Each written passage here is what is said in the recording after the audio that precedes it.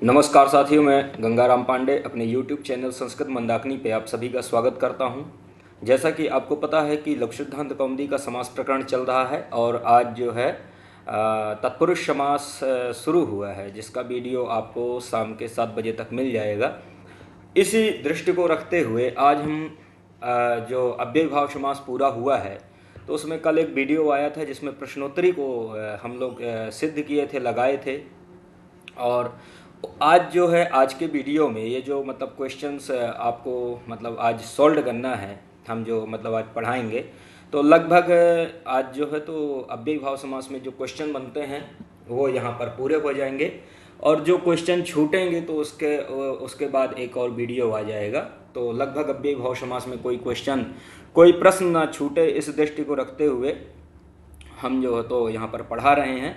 तो आज जो है तो देखते हैं, ये यहाँ पर जैसे कि स्क्रीन में आपको दिख रहा होगा। इसका आज का पहला प्रश्न है, वागर्था इत्यत्र कथमः समासः। ठीक है, पहला प्रश्न है कि वागर्था इत्यत्र कथमः समासः। इसका मतलब ये है कि वागर्था प्रयोग बनता है ना, वागर्थौ औ इव, ये इसका अलौकिक विग्रह होता है। ध्यान रखना, जैसा कि मैंने आपको बताया था कि प्रश्न तो एक होगा, लेकिन यहाँ पर हम एक के साथ में कई प्रश्नों को सिद्ध कर लेंगे। मतलब जो भी संभावित वहाँ से और क्वेश्चन बन सकते हैं उनको भी हम यहाँ पर लगा देंगे, आपको बता देंगे। तो अब देखो, जैसे वागर्थाव्यव इत्यत्र कथमः समासः, यहाँ पर कौन सा समास है। तो अब यहाँ पर जैसे वागर्थाव्यव में क्या करना है, सबसे पहले कि इसका ये क्या है, लौकिक विग्रह है। ठीक है, वागर्थ औ इव, इस प्रकार से इसका लौक आएगा। और वागर्थ औ इव वागर्थाव्यव, ठीक है, इस प्रकार इसका अलौकिक विग्रह है ये वागर्थाव्यव का। तो अब यहाँ पर देखो, यहाँ पर समास कौन हुआ है, तो इसको यहाँ पर जैसे द्विगु समास है। पहला ऑप्शन कौन है, द्विगु समास। दूसरा ऑप्शन है केवल समासः, और तीसरा है कर्मधारय समासः, और चौथा ऑप्शन डी ऑप्शन है अव्ययीभाव समासः। तो ध्यान रखना कि वागर्थाव्यव यहाँ पर केवल समासा हुआ है। ठीक है, लघु सिद्धांत कौमुदी में केवल समास होता है। जैसे लघु सिद्धांत कौमुदी के कर्ता आचार्य वरदराज एक केवल समास को मानते हैं, और सिद्धांत कौमुदी में अव्ययीभाव समास के अंतर्गत ही केवल समास का समावेश कर दिया गया है। तो ये क्वेश्चन, जैसे कई क्वेश्चंस यहाँ पर बन जाएंगे। आपको ध्यान रखना है कि सिद्धांत कौमुदी की दृष्टि से समास 4 प्रकार के हैं मुख्य रूप से, जैसे कि अव्ययीभाव समास, तत्पुरुष समास, बहुव्रीहि समास और द्वंद्व समास। तो ये सिद्धांत कौमुदी में है। अब इसके यदि भेद की बात कर लें तो जैसे तत्पुरुष का भेद कौन है, कर्मधारय है। कर्मधारय भेदो द्विगु, ऐसा वहाँ पर कहा गया है। तो मुख्य रूप से सिद्धांत कौमुदी की दृष्टि में 4 हैं, और लघु सिद्धांत कौमुदी में 5 प्रकार का समास है। उसमें से केवल समास एक अलग प्रकार से आचार्य वरदराज मानते हैं। तो ध्यान रखना कि केवल समास है, और जो वागर्थाव्यव ये जो प्रयोग बनता है इसमें केवल समास हुआ है। ठीक है, मतलब ये केवल समास के अंतर्गत ये जो तो प्रयोग आता है।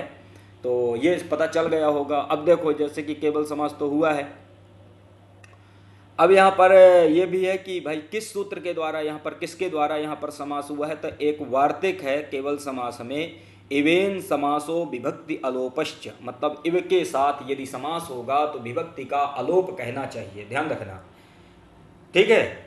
वहाँ पर एक वार्तिक है कि इवेन समासो विभक्ति अलोपश्च, मतलब इव के साथ यदि समास होगा तो विभक्ति का अलोप, मतलब विभक्ति का लोप नहीं होता। तो एक सूत्र है सुपो धातु प्रातिपदिकयोः, उस सूत्र के द्वारा विभक्ति का लोप होता है।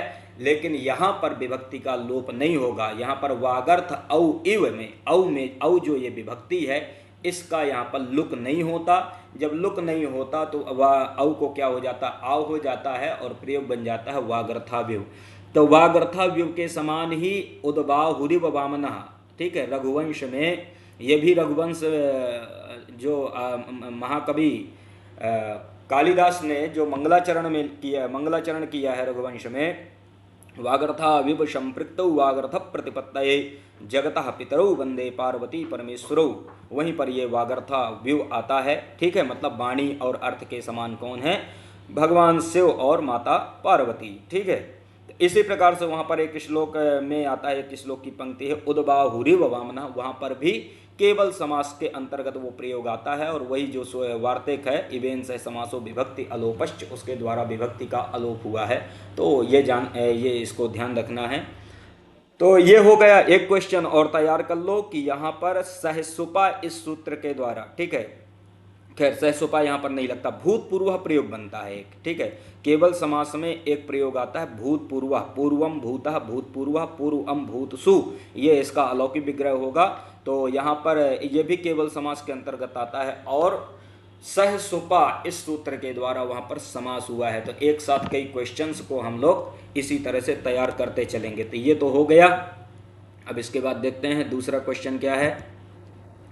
दूसरा क्वेश्चन है, दूसरा प्रश्न है, प्रत्यर्थम इत्यत्र अव्ययीभाव समासो विद्यते, ठीक है। मतलब प्रत्यर्थम यहाँ पर अव्ययीभाव समास हुआ है, किस अर्थ में हुआ है, ठीक है। तो देखो यहाँ पर पहला ऑप्शन है योग्यतार्थे, दूसरा है दीप्सार्थे, तीसरा ऑप्शन है पदार्थ अनदवृत्ति वृत्त्यर्थे, और चौथा ऑप्शन है डी ऑप्शन है सादृश्यार्थे। तो ध्यान रखना कि प्रत्यर्थम में विप्सा अर्थ में यहाँ पर अव्ययी भाव समास हुआ है, ठीक है। किस अर्थ में अव्ययी भाव समास हुआ है? विप्सा अर्थ में अव्ययी भाव समास हुआ है। तो यहाँ पर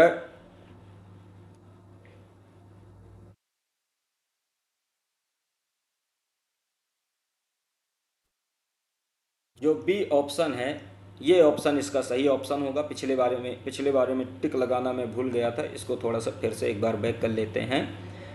इसमें केवल समास हुआ है, तो ये इसका बी ऑप्शन इसका सही हो जाएगा, ठीक है। तो प्रत्यर्थम में किस अर्थ में अव्ययी भाव समास हुआ है? विप्सा अर्थ। विप्सा का मतलब होता है व्याप्ति। विप्सा का अर्थ क्या है? व्याप्ति। तो समझ में आ गया ये। अर्थम अर्थम प्रति प्रत्यर्थम, ये इसका अलौकिक विग्रह हो जाएगा, ध्यान देना। अर्थम प्रत्यर्थम का अलौकिक विग्रह याद कर लो। अर्थम अर्थम प्रति प्रत्यर्थम, और अर्थ अम प्रति, ये क्या हो जाएगा? इसका अलौकिक विग्रह हो जाएगा। अर्थ अम प्रति, ये अलौकिक विग्रह हो जाएगा। तो ये हो गया प्रत्यर्थम। तीसरा क्वेश्चन देखो, उपचर्मम इति समस्त पदे केन सूत्रेण टच प्रत्ययो भवति, ठीक है, बहुत इंपॉर्टेंट है। यहाँ पर ये है तीसरा प्रश्न है कि उपचर्मम इति समस्त पदे केन सूत्रेण टच प्रत्ययो भवति, मतलब उपचर्मम इस समस्त पद में किस सूत्र के द्वारा टच प्रत्यय हुआ है, ठीक है। तो ये भी ध्यान रखो कि ये उपचर्मम जो प्रयोग है ये अव्ययी भाव समास के अंतर्गत आता है। पहला तो ये क्वेश्चन तैयार कर लो। इसके बाद यहाँ पर उपचर्मम में जो उप है ये समीपार्थ में, ठीक है, ये उप जो अव्यय है किस अर्थ में है? समीप अर्थ में है, ठीक है। और इसका समर्थ सुबंत कौन हो जाएगा? चर्म। इसके साथ इसका समास हुआ है। सूत्र कौन है? समास करने वाला सूत्र कौन है? अव्ययम विभक्ति समीप समृद्धि, ये वाला जो सूत्र है, ये सूत्र यहाँ पर समास करता है। तो एक तो ये क्वेश्चन हो गए। अब ये देखो, ये कहता है कि उपचर्मम इति समस्त पदे केन सूत्रेण टच प्रत्ययो भवति, यहाँ पर किस सूत्र के द्वारा टच प्रत्यय हुआ है? तो एक सूत्र है अनश्च सूत्र से टच प्रत्यय यहाँ पर नहीं होता, ठीक है, अनश्च नहीं है, अनश्च नहीं है। यहाँ पर कौन है? अनश्च। इसके बाद दूसरा ऑप्शन है अव्ययी भावे शरत प्रभृतिभ्या, ये सूत्र भी नहीं है। देखो, अव्ययी भावे शरत प्रभृतिभ्या इस सूत्र के द्वारा भी टच प्रत्यय होता है, लेकिन किसमें होता है? प्रतिविपासम और उपसर्दम। तो प्रतिविपासम उपसर्दम में अव्ययी भावे शरत प्रभृतिभ्या इस सूत्र के द्वारा टच प्रत्यय हुआ है। और अनश्च, तो अनश्च में यहाँ पर उपराजम, ठीक है, और अध्यात्मम, ये प्रयोग में इन दो उदाहरणों में अनश्च सूत्र के द्वारा टच प्रत्यय हुआ है। तीसरा ऑप्शन है नपुंसकाद अन्यतरस्याम। तो ध्यान रखना कि नपुंसकाद अन्यतरस्याम ये कहते हैं कि अनंतम यद क्लीबम तदंतात अव्ययी भावात टच स्यात्, कि अनंत जो नपुंसक लिंग तदंत अव्ययी भाव से टच प्रत्यय होता है, ठीक है। तो उपचर्मम क्या है? उपचर्मन। तो यहाँ पर अनंत नपुंसक लिंग है, अव्ययी भाव है ही, इस सूत्र के द्वारा टच प्रत्यय होता है। तो अन्यतरस्याम का मतलब होता है विकल्प से, तो ये विकल्प से टच प्रत्यय करता है, इसलिए यहाँ पर उपचर्मम और उपचर्म ये दो प्रयोग बनते हैं। तो इसको बढ़िया से याद कर लो कि उपचर्मम में टच प्रत्यय करने वाला सूत्र है नपुंसकाद अन्यतरस्याम, ठीक है। तो इसका जो सी ऑप्शन है ये ऑप्शन इसका सही हो जाएगा, ठीक है। जयः सूत्र भी टच प्रत्यय करता है, ठीक है, जो झय है ये झयंताद अव्ययी भावात टच स्यात्, मतलब झय प्रत्याहार वर्ण से परे अव्ययी भाव में टच प्रत्यय करता है, तो यहाँ पर प्रयोग बनता है उपसमिधम उपसमित। तो इसको अच्छी देखो कई कई क्वेश्चन लगा लिए, ठीक है, एक क्वेश्चन के अंतर्गत बहुत सारे प्रश्नों का हम क्या कर लिए, समावेश कर लिए। तो झया में क्या बनता है, झय जो झय है ये भी टच प्रत्यय करता है, आपको ये ध्यान रखना है। और यहाँ पर उपसमिधम और उपशमित ये प्रयोग बनते हैं, ठीक है, मतलब इन प्रयोगों में टच प्रत्यय होता है। तो ये तो हो गया ना, तीसरा हो गया। अब इसके बाद चौथा देखो, चौथे में है कि अधिहरि इति समस्त पदे केन सूत्रेण अव्यय संज्ञा भवति। अधिहरि इति समस्त पदे केन सूत्रेण अव्यय संज्ञा भवति। अधिहरि इस समस्त पद में किस सूत्र के द्वारा अव्यय संज्ञा हुआ है। तो ध्यान रखना कि नाव्ययी भावात ये सूत्र नहीं है, ठीक है, क्योंकि ये क्या करता है, नाव्ययी भावात अतो मत्त पंचम्या ये सु को हमादेश करता है। अव्ययी भावाश्च मतलब जो इसका बी ऑप्शन है अव्ययी भावाश्च, वो ये ऑप्शन इसका क्या है, सही ऑप्शन है, ठीक है। अव्ययी भावाश्च सूत्र क्या करता है, ये अव्यय संज्ञा करता है। इसको बढ़िया से ध्यान रखो। अव्यय संज्ञा करने से क्या होता है कि अव्यादापशुपः एक सूत्र है, उससे सु का अधिहरि बनने के बाद जो स्वाद्योत्पत्ति करके सु आता है ना, उस सु का ये अव्ययी भावाश्च क्या करता है, ये अव्ययी भावाश्च से अव्यय संज्ञा होता है। तो अव्यादापशुपः उस सूत्र से सु का क्या होता है, लुक हो जाता है, ठीक है। तो ये अव्ययी भावश्च, अव्ययी भावश्च तीन, यहाँ पर अव्ययी भाव समास में एक अव्ययी भावा सूत्र भी है, ध्यान रखना। अव्ययी भावा सूत्र अव्ययी भाव का अधिकार करता है, ठीक है। अव्ययी भावा सूत्र अव्ययी भाव का क्या करता है, अधिकार करता है। और एक सूत्र है अव्ययी भावश्च, एक सूत्र और है, और अव्ययी भावश्च जो सूत्र है वो समस्त पद में नपुंसक लिंग का विधान करता है। तो तीन सूत्र हैं इसी तरह से, एक ही प्रकृति है इनकी। एक है अव्ययी भाव अधिकार सूत्र है, एक अव्ययी भावश्च ये नपुंसक लिंग का विधान करता है अव्ययी भाव समास में, और ये एक अव्ययी भावश्च एक सूत्र है, ये क्या करता है, अव्यय संज्ञा करता है। तो आपको बढ़िया से याद कर लेना है यहाँ पर कि अव्ययी भावश्च इस सूत्र के द्वारा अव्यय संज्ञा होती है, ठीक है। तीसरा ऑप्शन जो इसका है अव्ययी भावे चा अकाले, इस सूत्र को, ये सूत्र भी बहुत महत्वपूर्ण सूत्र है। ये सूत्र क्या करता है कि अव्ययी भाव समास में अकाले मतलब काल अर्थ गम्य मान ना हो तो सह को सा आदेश करता है। ध्यान रखना, सह को सा आदेश करने वाला सूत्र है अव्ययी भावे चा अकाले, ठीक है। वहां पर सहरि ससखी सचक्रम ये प्रयोग बनते हैं। इनमें पूछा जाता है कि किस सूत्र के द्वारा सह को सा हुआ है, तो अव्ययी भावेचा अकाले इस सूत्र के द्वारा सह को सा हुआ है। तो ये क्वेश्चन तैयार हो गया, चौथा वाला समझ में आ गया। अब इसके बाद देखो पांचवा क्वेश्चन देखते हैं। सप्तगंगम सप्तानाम गंगा नाम समाहारः इत्यत्र कः समासा। सप्तगंगम प्रयोग है, ठीक है। सप्तगंगम प्रयोग का लौकिक विग्रह होता है सप्तानाम गंगा नाम समाहारः। ये कहता है, यहाँ पर पूछते हैं कि यहाँ पर कौन सा समास हुआ है, ठीक है, मतलब ये किस समास के अंतर्गत आता है। तो सप्तगंगम जो है अव्ययी भाव समास के अंतर्गत आता है। इसको बढ़िया से याद कर लेना कि सप्तगंगम अव्ययी भाव समास के अंतर्गत आता है, ठीक है। वहां पर एक सूत्र है नदीभिश्च। अनदीभिश्च क्या कहता है कि नदीवाची समर्थ सुबंतों का संख्यावाची समर्थ सुबंतों के साथ समास होता है, या ऐसा कह लो कि संख्यावाची समर्थ सुबंत का नदीवाची समर्थ सुबंत के साथ समास होता है। तो प्रयोग बनता है पंचगंगम द्वियमुनम सप्तगंगम, ठीक है। तो इस चीज को बढ़िया से याद रख लेना कि यदि पूर्व में संख्यावाची शब्द है और पर में नदीवाची शब्द है तो अव्ययी भाव समास ही होगा, ना कि द्विगु समास, क्योंकि संख्या पूर्व में होते रहते संख्या पूर्वो द्विगु, ठीक है। संख्या पूर्वो द्विगु इस सूत्र के द्वारा द्विगु समास होता है। लेकिन जब संख्या पूर्व में हो और पर में अव्यय नदीवाची शब्द हो तो द्विगु समास नहीं होता, बल्कि कौन सा समास होता है, अव्ययी भाव समास होता है। तो समझ में आ गया सप्तगंगम। आगे चलते हैं। छठवां क्वेश्चन है चक्रेण युगपत सचक्रम इत्यत्र समासो भवति। चक्रेण युगपत सचक्रम इत्यत्र, यहां पर समास होता है, कौन सा समास होता है, ठीक है। चक्रेण युगपत सचक्रम, सचक्रम एक प्रयोग बनता है। सचक्रम का लौकिक विग्रह चक्रेण युगपत सचक्रम। इनको देखो एक क्वेश्चन है लेकिन एक के साथ कई क्वेश्चन लगते जा रहे हैं। चक्रेण युगपद सचक्रम ये लौकिक विग्रह है। चक्रटा, क्योंकि चक्रेण में कौन सी विभक्ति है, तृतीय विभक्ति है, तो इसका अलौकिक विग्रह क्या होगा, चक्रटा।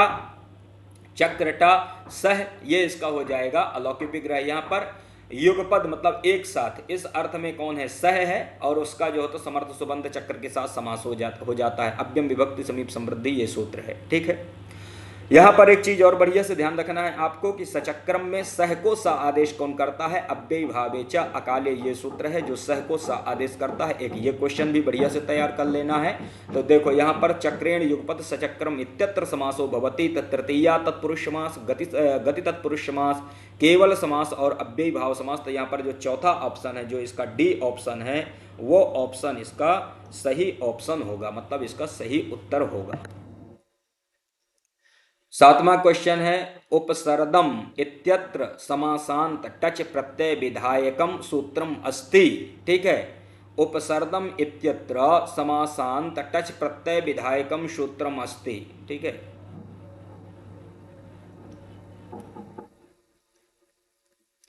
मतलब ये कहता है कि उपसर्दम इत्यत्र, यहां पर समासांत टच प्रत्यय विधायक सूत्र कौन सा है। ठीक है, उपसर्दम, सरदह उपसर्दम का लौकिक विग्रह याद कर लो, सरदह समीपम उपसर्दम, सरदह समीपम उपसर्दम, मतलब शरद ऋतु के समीप जो होता है उसको क्या कहते हैं, उपसर्द कहते हैं।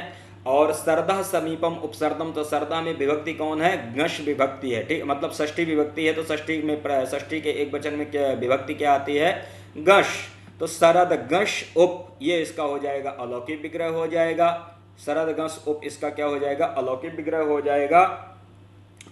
और इसके बाद यहाँ पर क्या होता है कि एक सूत्र है अव्ययी भावे शरद प्रभृतिभ्य। ठीक है, ये जो सूत्र है, पहला ऑप्शन जो इसका है वो इसका ऑप्शन सही ऑप्शन होगा। अव्ययी भावे शरद प्रभृतिभ्य, इस सूत्र के द्वारा यहाँ पर टच प्रत्यय हुआ है, इसको बढ़िया से याद कर लो। ठीक है, ये कहता है कि अव्ययी भाव समास में जो शरद प्रभृतादि गण में जो पठित शब्द हैं उनसे टच प्रत्यय होता है। तो जो शरद शब्द है वो शरदादिगण में पठित है, इसलिए इस सूत्र के द्वारा टच प्रत्यय होता है। तो क्या बनता है, उपसर्दम। और इसी में एक इसी मतलब सूत्र के अंतर्गत एक और प्रयोग आता है, प्रतिविपाशम। ध्यान रखना, प्रतिविपाशम, विपासम विपासम प्रति प्रतिविपाशम। तो वहां पर क्या होता है कि वहां पर भी टच प्रत्यय होता है इसी सूत्र से। समझ में आया? तो ये हो गया उपसर्दम। अनश्च, ये जो बी ऑप्शन है, तो अनश्च में मैंने बताया था कि उपराजम और अध्यात्मम, इन दो प्रयोगों में अनश्च सूत्र के द्वारा टच प्रत्यय होता है। और राजा ह सखिभ्यश्टच अतिराजः, ठीक है, ये तत्पुरुष समास का है। वहाँ पर जो तो ये मतलब राजा अहन, राजा अह और अहन, राजा अह सखिभ्य, राजा अह और सखी, इन शब्दों से टच प्रत्यय होता है। तो ये तत्पुरुष समास में है, तब उसको वहां पर देख लेंगे। जय सूत्र में ये भी टच प्रत्यय करने वाला है, जो डी ऑप्शन है। जय सूत्र जयंता तव्यय भावात टच से, जैन तव्यय भाव से टच होता है। यहाँ पर जो तो उपसमिधम और उपसमित ये दो प्रयोग बनते हैं, क्योंकि ये विकल्प से टच करता है। तो आपको ये भी ध्यान रखना है कि कौन सूत्र नित्य से टच करता है, कौन विकल्प से टच करता है। तो उपसमिधम उपसमित वहां पर जब टच नहीं होगा तो उपसमित प्रयोग बन जाएगा। तो सातवां क्वेश्चन हो गया। आठवां देखो, आठवें में है कि गंगायाः समीपम, इसका मतलब यह है कि गंगायाः समीपम, इसका लौकिक विग्रह क्या है। गंगायाः समीपम, इसका लौकिक विग्रह क्या है। तो गंगायाः समीपम उपगंगम, ठीक है, गंगायाः समीपम उपगंगम, इसका जो सी ऑप्शन है ना, वो सी ऑप्शन इसका क्या है, सही ऑप्शन है। ठीक है, गंगायाः समीपम उपगंगम। तो यहाँ पर जो उप है, उप जो अव्यय है वो किस अर्थ में है, समीप अर्थ में है। ठीक है, उप किस अर्थ में है, समीप अर्थ में है। और समीप अर्थ में विद्यमान जो उप है उसका समर्थ सुबंत कौन हो जाएगा, गंगा, गंगा गस। ठीक है, इस सूत्र, इसके साथ क्या हो जाएगा, समास हो जाता है। सूत्र है अव्यम विभक्ति समीप समृद्धि, ये सूत्र है, इसके द्वारा समास हो जाता है। समास होने के बाद प्रयोग क्या बन जाता है, उपगंगम। उपगंगम का अर्थ होता है गंगा के समीप। तो ये इसका सही उत्तर है। 9वां नंबर देख लो, केवल समास विधायकम सूत्रम वर्तते। प्रश्न है कि केवल समास विधायकम सूत्रम वर्तते, केवल समास विधायकम सूत्रम वर्तते, मतलब कौन सा सूत्र है जो केवल समास का विधान करता है। ठीक है, केवल समास विधायकम सूत्रम। तो केवल समास जो यहाँ पर अलग से जो समास होता है लघु सिद्धांत कौमुदी में, वहाँ पर कौन सा सूत्र है जो समास का विधान करता है। तो वहाँ पर एक सूत्र है सहसोपा, इसका जो डी ऑप्शन है, ठीक है, इसका जो डी ऑप्शन है वो डी ऑप्शन इसका सही है। सहसुपा, सहसुपा कहता है कि सुबंत का समर्थ सुबंत के साथ समास होता है, सहसुपा।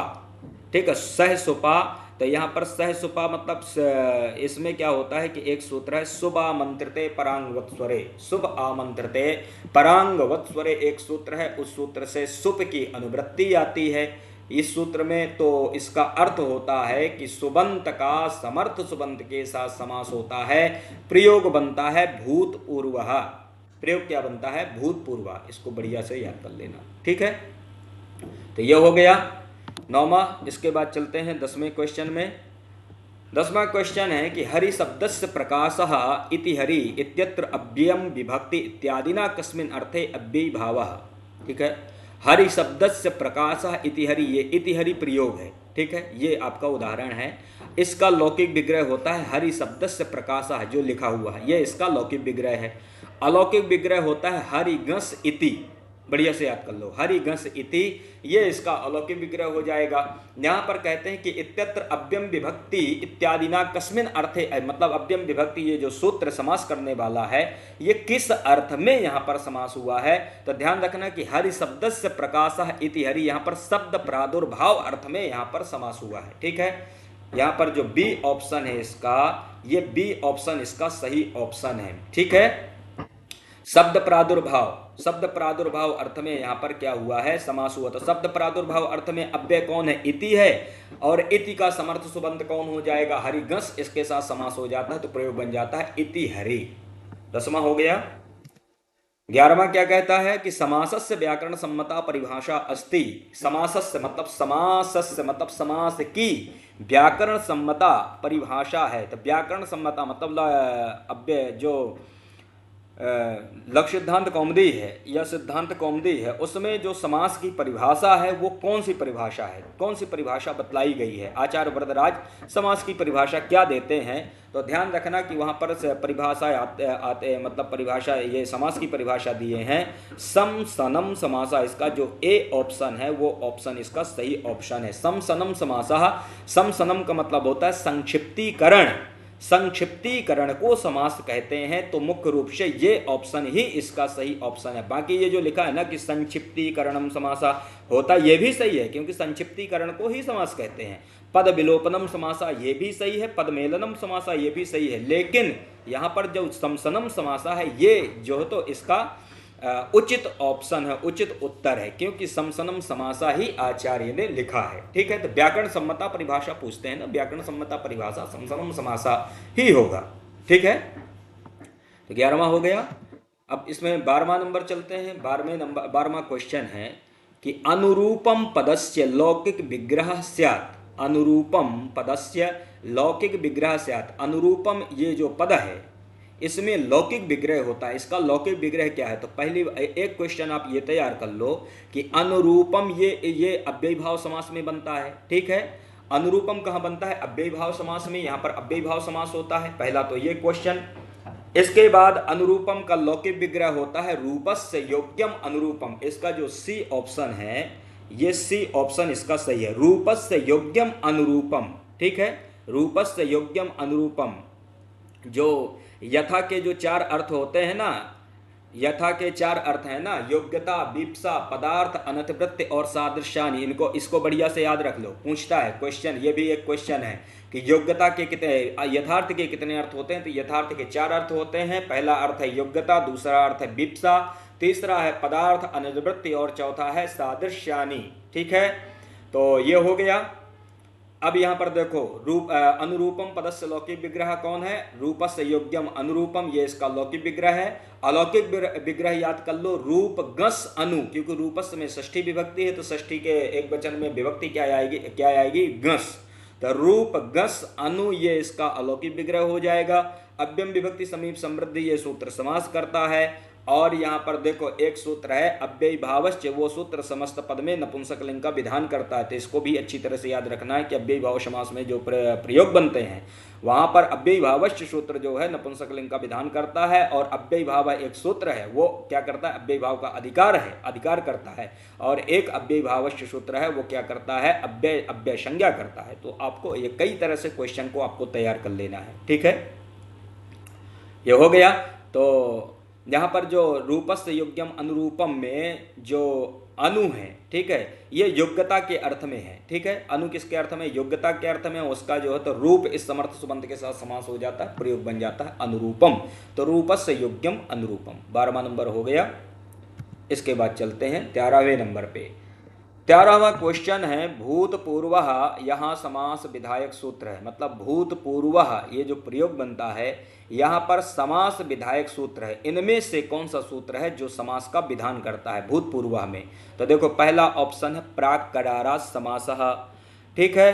दूसरा है कुगति प्रादेय, यहाँ पर प्रा है, कुगति प्रादेय में प्रा है यहाँ पर, ठीक है। टाइपिंग में थोड़ा सा मिस्टेक हो जाता है। तीसरा है उपसर्जनम पूर्वम, और चौथा ऑप्शन है सहसुपा। तो ध्यान रखना कि जो प्राक कडारा समासा है ये सूत्र अधिकार सूत्र है, ये पूछा जाता है, ये केवल समास में ही आता है। इसको बढ़िया से याद कर लेना कि प्राक कडारा समासा ये अधिकार सूत्र है। कुगति प्रादि ये सूत्र तत्पुरुष समास में आता है, ठीक है। वहां पर कुगति प्रादि इनका जो तो समास होता है, जैसे कुत्सितः पुरुषा कुपुरुषा बनता है ना, ठीक है। इसी तरह से उरीकृत्य, ठीक है। और वहां पर और भी कुछ मतलब वहाँ पर प्रयोग बनते हैं, जैसे सुपुरुषः भी वहाँ पर प्रयोग बनता है, ये प्रादि में आ जाएगा, शोभना पुरुषा सुपुरुषा।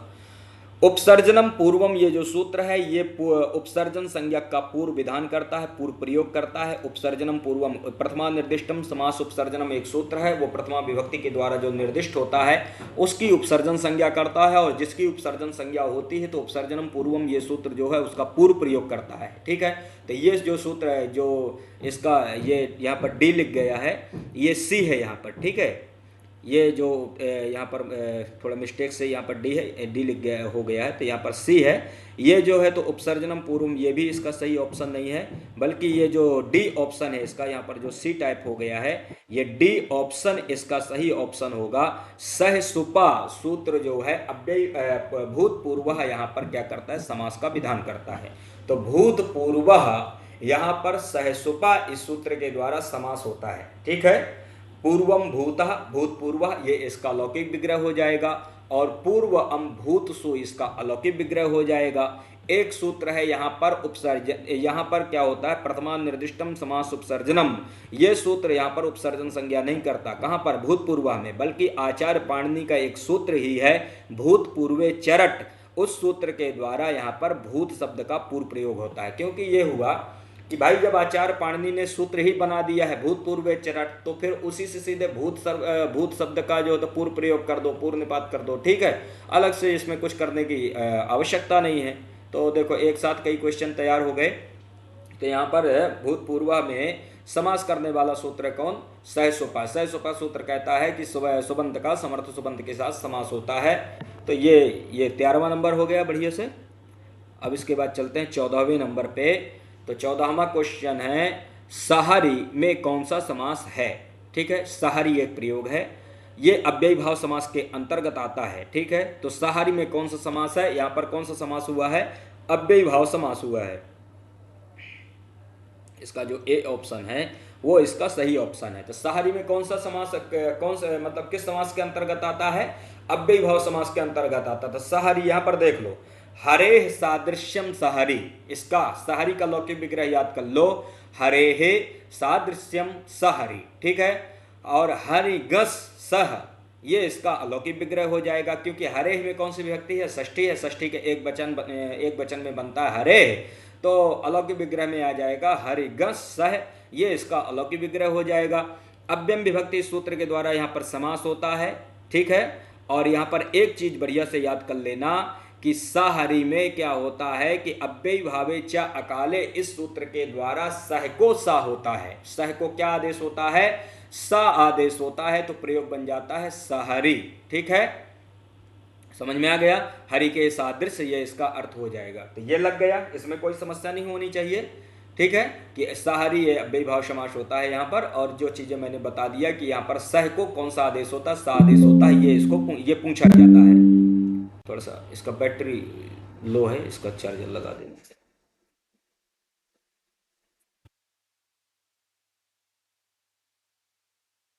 ठीक है,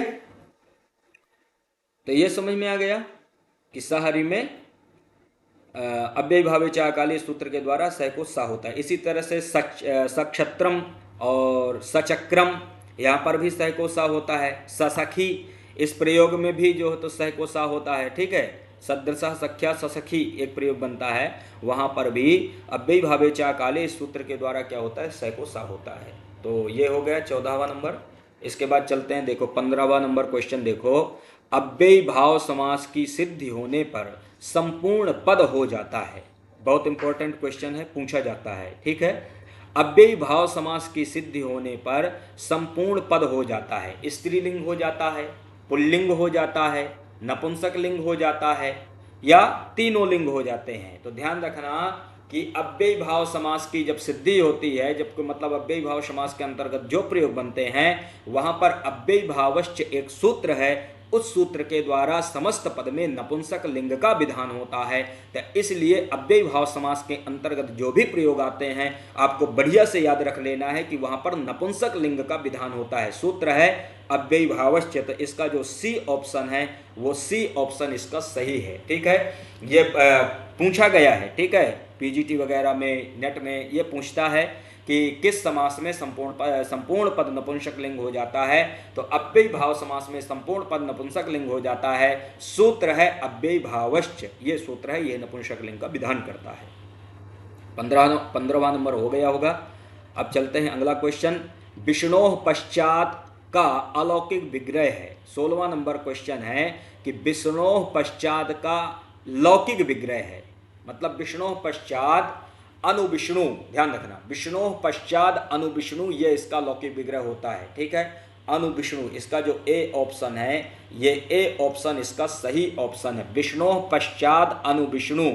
ठीक है, यहाँ पर ये इसका लौकिक विग्रह होता है, और विष्णु गस अनु ये इसका अलौकिक विग्रह होता है। ठीक है, विष्णु गस अनु ये इसका, क्योंकि विष्णु में कौन सी विभक्ति है, षष्ठी विभक्ति है, तो षष्ठी के एक वचन में विष्णु शब्द से क्या आएगा, गस आएगा। तो विष्णु गस अनु ये अलौकिक विग्रह हो जाएगा। विष्णु पश्चात अनु विष्णु ये लौकिक विग्रह हो जाएगा। यहाँ पर पश्चात के अर्थ में अव्यय कौन है, अनु है। पश्चात के अर्थ में अव्यय कौन है, अनु है। तो यहाँ पर जो अनु अव्यय है, इसका समर्थ सुबंध कौन हो जाएगा, विष्णु गस। इसके साथ जो है सूत्र है अव्ययम विभक्ति समीप संबंधी व्यर्थ अभाव अत्य अथम प्रतिशब्द प्रादुर्भाव पश्चात यथा आनुपूर्व योगपद सादृश्य संपत्ति साकल्यांत वचनेषु, इस सूत्र के द्वारा समास हो जाता है, प्रयोग बन जाता है अनुविष्णु। ठीक है, लग गया होगा। सु का क्या हो जाता है, अव्यादाप सुपा सूत्र के द्वारा लुक हो जाता है। ठीक है, जो स्वद्योत्पत्ति में जो सु आता है उसका लुक हो जाता है। तो ये हो गया। इसके बाद देखो 17वां नंबर क्वेश्चन। रथस्य पश्चात इस विग्रह वाक्य का समास होगा। ये वैसे यहाँ भी पश्चात अर्थ में यहाँ पर समास होता है। ठीक है, रथस्य पश्चात इस विग्रह वाक्य का समास होगा। था रथस्य पश्चात अनुरथम, इसका जो बी ऑप्शन है, ये बी ऑप्शन इसका सही ऑप्शन होगा। ठीक है, ये भी जो अभी पूर्व का जो अपन प्रश्न सिद्ध किए, वैसे ही यहाँ पर भी पश्चात के अर्थ में कौन है, अनु है, और इसका समर्थ सुबंत रथ हो जाएगा, उसके साथ समास हो जाएगा, तो प्रयोग बन जाएगा अनुरथम। तो रथस्य पश्चात अनुरथम। ठीक है, ये हो गया। 18वां नंबर क्वेश्चन क्या है, सुबंत पद के साथ सुबंत पद के समास को कहा जाता है। बताओ, सुबंत पद के साथ सुबंत पद के समास को कहा जाता है, क्या कहा जाता है। ठीक है, मतलब यह कहता है कि सुबंत पद के साथ जो सुबंत पद का समास होता है उसको क्या कहते हैं। तो इसका बी ए ऑप्शन क्या कहता है, शुभ सुबा, बी ऑप्शन है सुप सुपा, सी ऑप्शन है सुप सुपा, और डी ऑप्शन है सुबंत पदा। तो ध्यान रखना कि इसका जो बी ऑप्शन है वो इसका सही ऑप्शन होगा। ठीक है, बी ऑप्शन इसका क्या होगा, सही ऑप्शन होगा। क्यों, क्योंकि सुप सुपा जो सूत्र है ठीक है। इसको सुपसुपा समास भी कहते हैं, ठीक है। केवल समास को सुपसुपा समास कहते हैं, ठीक है। यहाँ पर क्या होता है कि सुबंत का समर्थ सुबंत के साथ समास होता है, ऐसा इसका अर्थ करते हैं। क्या कहते हैं कि सुबंत का समर्थ सुबंत के साथ समास होता है। जो सुपसुपा है ना, इसका अर्थ करते हैं कि सुबंत का समर्थ सुबंत के साथ समास होता है। यहाँ पर जो सुपसुपा सूत्र है सहसुपा, लेकिन इसको सुपसुपा समास भी कहते हैं। क्यों? क्योंकि एक सूत्र है सुबा मंत्रते परांगवत स्वरे, उस सूत्र के द्वारा सुप की अनुवृत्ति आती है।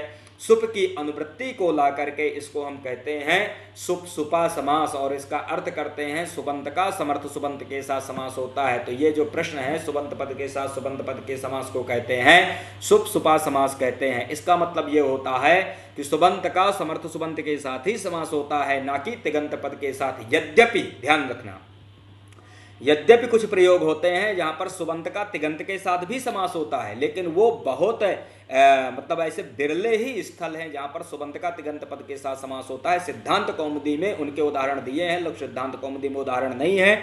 जैसे अनुव्यचलत और परिअभूषयत, अनुव्यचलत और परिअभूषयत, यहाँ पर सुबंत का तिगंत पद के साथ समास हुआ है।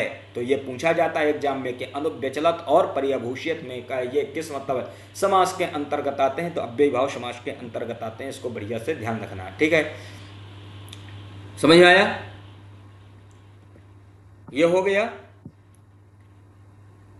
19वां नंबर देख लो। निम्नलिखित में से अव्ययी भाव समास है। यहाँ पर कुछ प्रयोग दिए हैं, कुछ उदाहरण हैं, और यहाँ पर ये प्रश्न है कि निम्नलिखित, नीचे जो लिखे हैं उनमें से अव्ययी भाव समास हुआ है। किसमें अव्ययी भाव समास हुआ? देखो, इसका पहला ऑप्शन है पंचनरम, पंचनरम, ठीक है। दूसरा ऑप्शन है पंचनदम, और तीसरा ऑप्शन है पंचाननन, और पांच जो डी ऑप्शन है इसका पंचगवम। तो आपको ध्यान रखना है कि यहाँ पर जो बी ऑप्शन है पंचनदम, ये इसका ऑप्शन सही ऑप्शन होगा, ठीक है। ये इसका सही ऑप्शन है, क्योंकि पंचनदम, देखो एक सूत्र है नदीभिश्च, नदीभिश्च सूत्र कहाँ पर है? अव्ययी भाव समास में है, ठीक है। वो सूत्र कहता है कि संख्यावाची समर्थ सुबंत का, संख्यावाची शब्द कौन है? यहाँ पर पंच है, तो संख्यावाची समर्थ सुबंत का नदीवाची समर्थ सुबंत के साथ समास होता है। तो नदीवाची समर्थ सुबंत यदि नदी शब्द ही है तो यहाँ पर अव्ययी भाव समास होता है। किस सूत्र के द्वारा? नदीभिश्च, इस सूत्र के द्वारा अव्ययी भाव समास हुआ है। तो यहाँ पर जो पंचनदम प्रयोग है, यहाँ पर अव्ययी भाव समास है। बाकी यहाँ पंचाननम पंचगवम, यहाँ पर अव्ययी भाव समास नहीं होगा, ठीक है, बल्कि यहाँ पर द्विगु समास हो जाएगा, ठीक है। तो पंचनरम जो समास जो उदाहरण है, ये यहाँ पर अव्ययी भाव समास हुआ है। सूत्र कौन है? नदीभिश्च सूत्र है। इसी तरह से पंच गंगम और द्वियमनम और सप्तगंगम, यहाँ पर भी अव्ययी भाव समास जानना चाहिए। और सूत्र कौन है यहाँ पर समास करने वाला? नदीभिश्च सूत्र है, ठीक है। यह हो गया। 20वां नंबर क्वेश्चन देख लो। 20वां नंबर है कि द्वितीय श्रितातीत पतितगत अत्यस्त प्राप्त आपन्नैः सूत्रेण सिद्धम समस्त पदम स्यात्। कि द्वितीय श्रितातीत पतितगत अत्यस्त प्राप्तापन्नैः सूत्रेण सिद्धम समस्त पदम स्यात्। मतलब ये तत्पुरुष समास जब आप पढ़ते हो तो उसमें सूत्र आता है, पहला सूत्र ही है, ठीक है। तत्पुरुषा सूत्र के बाद जो अधिकार सूत्र है, उसके बाद एक सूत्र आता है द्विगुश्च, और वो कहता है कि द्विगु की भी तत्पुरुष संज्ञा होती है, ठीक है। उसके बाद ये सूत्र आता है द्वितीय श्रितातीत पतित गत अत्यस्त प्राप्त आपन्नैः। ये सूत्र समास करता है। ये कहता है कि द्वितीय मतलब द्वितीयांत समर्थ सुबंत का श्रित अतीत पतित गत अत्यस्त प्राप्त आपन्नैः, इन प्राकृतिक सुबंतों के साथ, मतलब श्रितादि प्राकृतिक सुबंतों के साथ समास होता है, ऐसा इस सूत्र का अर्थ है, ठीक है। क्या अर्थ है? कि द्वितीय समर्थ सुबंत का श्रितादि प्रकृतिकैः सुबंतैः स समस्यते स च तत्पुरुषा, और उस समास को तत्पुरुष समास कहते हैं। कि द्वितीय समर्थ सुबंत का श्रितादि प्राकृतिक समर्थ सुबंत के साथ समास होता है और उसको तत्पुरुष समास कहते हैं। तो वहां पर देखो, एक शब्द है यहाँ पर श्रित, इसके बाद शब्द है अतीत, इसके बाद पतित, फिर है गत, अत्यस्त, प्राप्त, आपन्नैः, इन शब्दों के साथ समास होता है। तो यहाँ पर जैसे प्रयोग बनता है कृष्णम श्रितः, कृष्ण श्रितः, ये श्रित का जो है तो द्वितीयांत के साथ समास होता है।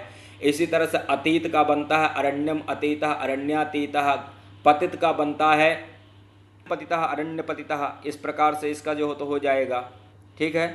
ग्रामम गतः ग्राम गतः, सुखम प्राप्तः सुख प्राप्तः, दुखम आपन्नः, ठीक है, दुखम दुखम आपन्नः दुखापन्नः, ये इस प्रकार से इसका समास हो जाता है।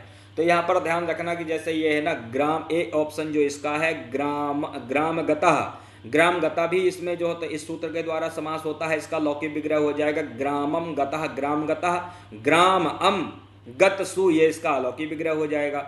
दुख प्राप्त, यहाँ पर ये भी इसका मतलब यहाँ पर तत्पुरुष समास हुआ है इस सूत्र के द्वारा, तो ये भी सही ऑप्शन है।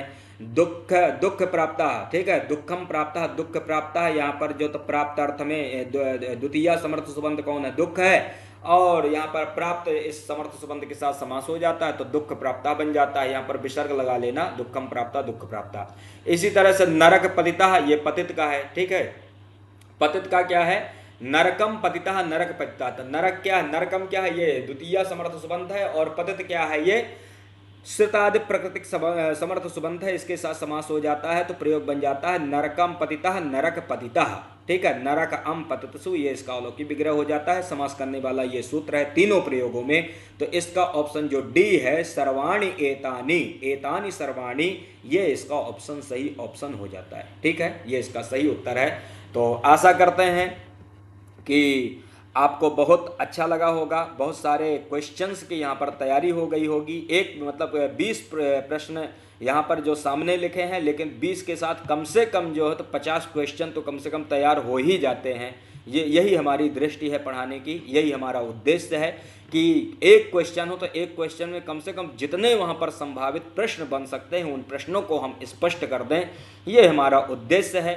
तो इसी के साथ में आज की कक्षा को हम यहीं पर समाप्त करते हैं और मिलते हैं एक नए विषय के साथ, एक मतलब तत्पुरुष समास में। अब इसके बाद तत्पुरुष समास शुरू होगा, तो तत्पुरुष समास में जो प्रश्न बनेंगे वहाँ पर अगला जो मतलब हमारा जो प्रश्नोत्तरी होगी वो तत्पुरुष समास से मतलब जो संबंधित प्रश्न होंगे उनसे जो है तो हम क्या करेंगे, प्रश्नों को साधेंगे, प्रश्नों को लगाएंगे। तो इसी के साथ आज की कक्षा यहीं पर समाप्त करते हैं। नमो नमः।